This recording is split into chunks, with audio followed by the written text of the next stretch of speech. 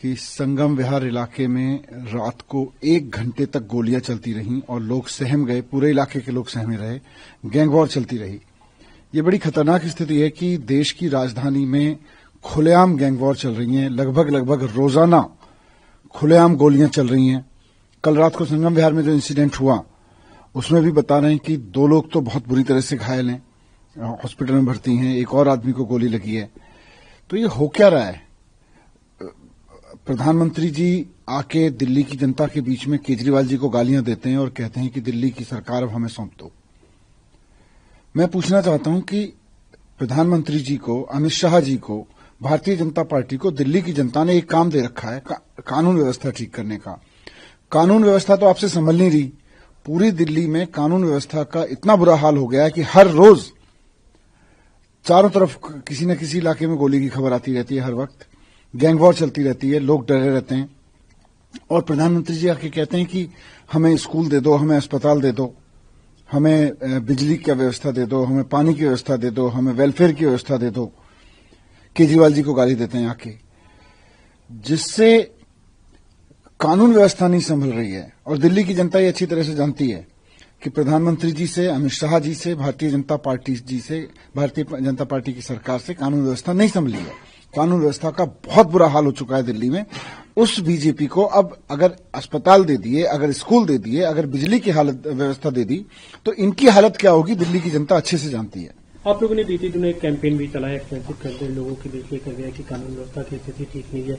क्या इससे आम आदमी पार्टी चुनावी मुद्दा बनाएगी? नहीं, कानून व्यवस्था तो बहुत बुरी हालत में है ही, और निश्चित रूप से आने वाले समय में दिल्ली की जनता के साथ मिलके दिल्ली को सुरक्षित हम बनाएंगे, क्योंकि बीजेपी से तो संभला नहीं है। हम ऐसी व्यवस्थाएं बनाएंगे जिससे कि दिल्ली और सुरक्षित हो। सीसीटीवी लगवाए, इन सबसे बहुत फायदे हुए, और भी बहुत सारी ऐसी चीजें करेंगे। कल बीजेपी की कालका जी से उम्मीदवार रमेश बिधूड़ी, उनके 2 बयान आए बैक टू बैक, उसे लेकर सवाल खड़े हो रहे थे। उन्होंने प्रियंका गांधी के बारे में बोला, उससे माफी मांगी, फिर सीएम आतिशी के लिए बोला।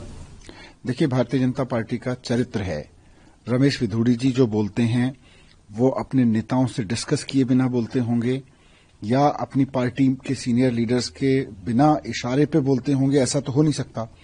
तो भारतीय जनता पार्टी का ये चरित्र है कि महिलाओं के ऊपर भद्दी टिप्पणी करो, महिला मुख्यमंत्री के ऊपर टिप्पणी करो, उनके व्यक्तित्व पर टिप्पणी करो, और फिर उनका ऐसे सार्वजनिक मंच से मजाक उड़ाओ।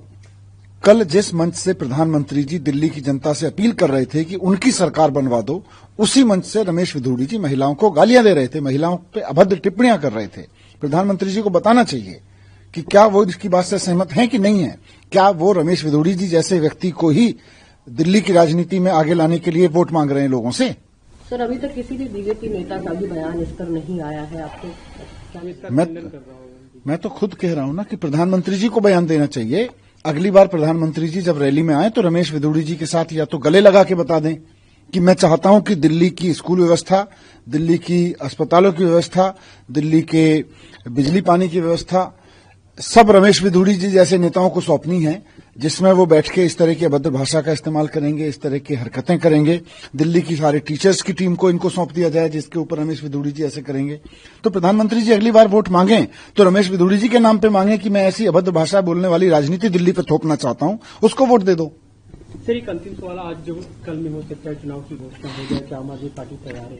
आम आदमी पार्टी की पूरी टीम, आम आदमी पार्टी का एक एक कार्यकर्ता इंतजार कर रहा है कि चुनाव आए और जनता के बीच जाके अपने काम बताएं, जो केजरीवाल जी ने गारंटी दी है उनको बताएं, और फिर से केजरीवाल जी को मुख्यमंत्री बनाएं। सर, एक रिपोर्ट जो सीएजी की आई है शीशमहल को 3 गुना ज्यादा, वो 2700 करोड़ के प्रधानमंत्री जी के आवास पे और 8,500 करोड़ के हवाई जहाज पे और 10 लाख के सूट पे कोई रिपोर्ट आई क्या?